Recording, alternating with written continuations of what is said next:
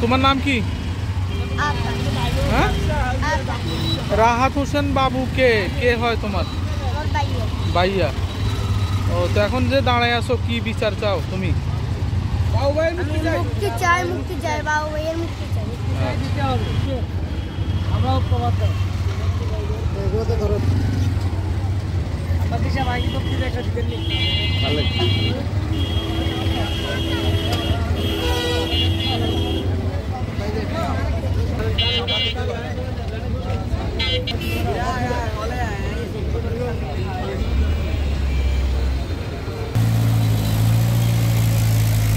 টাকা কালা টাকা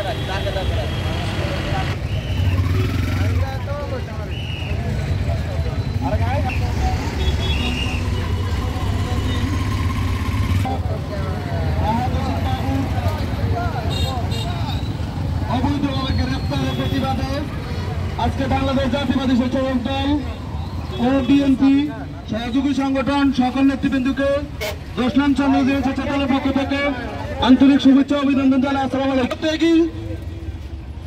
লতিফপুর ওয়ার্ড স্বেচ্ছাসেবক দলের আহ্বায়ক তাকে অবৈধভাবে ডিবি পুলিশ গত 4 তারিখ সন্ধ্যায় তার নিজ বাড়ি থেকে অবৈধভাবে তাকে উঠিয়ে আনছে এবং তার বাইকেও নিয়ে আসছে।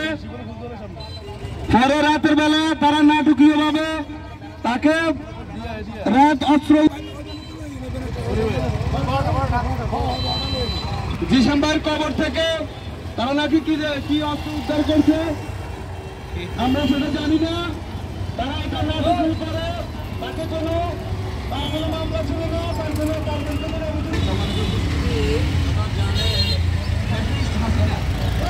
পালিয়েছে। স্বৈরাচার গঙ্গে এখনো আমাদের সমাজে রয়েছে। গত 4 তারিখ অন্যায়ভাবে অবৈধভাবে এই হাসিনার রেখে যাওয়া বাহিনীর অংশ বিশেষ রাহাত হোসেন বাবু এবং ইমন তারা দিন মজুর, তারা দিনে কাজ করে এখন রাত্রে ঘরে গিয়ে তাদের বিশ্রামের প্রয়োজনে তারা ঘরে গিয়েছিলেন, বাসস্থানে গিয়েছিলেন। হঠাৎ করে ডিবি পরিচয় দিয়ে তাদেরকে ঘর থেকে তুলে আনা হয়েছে। প্রশ্ন করা হয়েছিল তার ছোট ভাই ইমন, আপনারা কারা এবং কোথায় কিভাবে নিয়ে যাচ্ছেন, আমার ভাইকে কেন নিয়ে যাচ্ছেন? তখন ডিবি থেকে বলা হয়েছে যে মোবাইল সংক্রান্ত বিষয়, মানে মোবাইলের বিকাশের লেনদেন সংক্রান্ত বিষয় রাহাতকে বাবুকে জিজ্ঞেস করা হবে। এই কথা বলে 2 ভাইকে ঘর থেকে তুলে এনে চন্দ্রগঞ্জ পশ্চিম বাজার সাবেক সমতা সিনেমা হলের পাশে ছোট ভাইকে ছেড়ে দিয়ে বড় ভাইকে রেখে দেওয়া হয়েছে। বলেছিলেন কি মোবাইল সংক্রান্ত বিকাশ সংক্রান্ত লেনদেন। তারপরে নাটক সাজিয়ে আমরা ইউনিয়ন এবং থানা বিএনপির নেতৃবৃন্দ সহ আমরা একটা হাইস বড় গাড়ি নিয়ে আমরা লক্ষ্মীপুর ডিবি অফিসে গিয়েছি। তারা সেইখানে তাকে না নিয়ে তার বাহানা করে আমরা খবর পেয়েছি পেট্রোল পাম্পের সামনে, এসএমকের সামনে যে পেট্রোল পাম্প আফজলের এখানে তাকে অনেকক্ষণ দাঁড়িয়ে রেখেছে। এর ফলে তারা নাটক সাজিয়েছে কৃতি সন্তান শহীদ সোলাইমান জিসানের কবরে থেকে একটা অস্ত্র, বাংলা অস্ত্র তারা এবং উদ্ধার করেছে। এটা কি পাগলে বিশ্বাস করে যে কবরবাসী সে অস্ত্র নিয়ে সে ঘুমায়?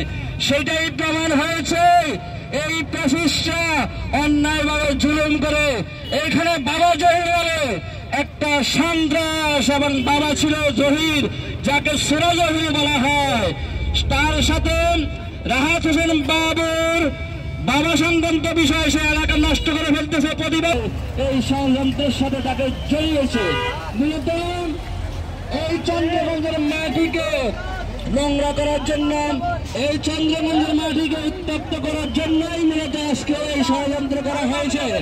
আমরা তারা বিএনপির নেতৃবৃন্দ অঙ্গ সংগঠন গিয়েছেন, যদি সেটা খারাপ হতেন তাহলে তারা যেতেন না। এখন কথা বলবেন জাতির শ্রেষ্ঠ সন্তান আমাদের বীর মুক্তিযোদ্ধা সদর উপজেলার আমাদের সদর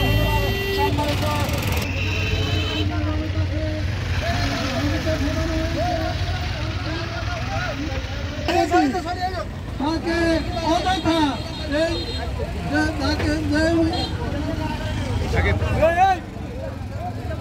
প্রশাসন দৃষ্টি আকর্ষণ করছি, আপনারা তা সুষ্ঠুভাবে তদন্ত করে রিপোর্ট দিয়ে তাকে ষড়যন্ত্রের শিকার থেকে রেহাই দিবেন, এ আশাবাদ ব্যক্ত করে আমি এখানে আমার বক্তব্য শেষ করছি। আসসালাম।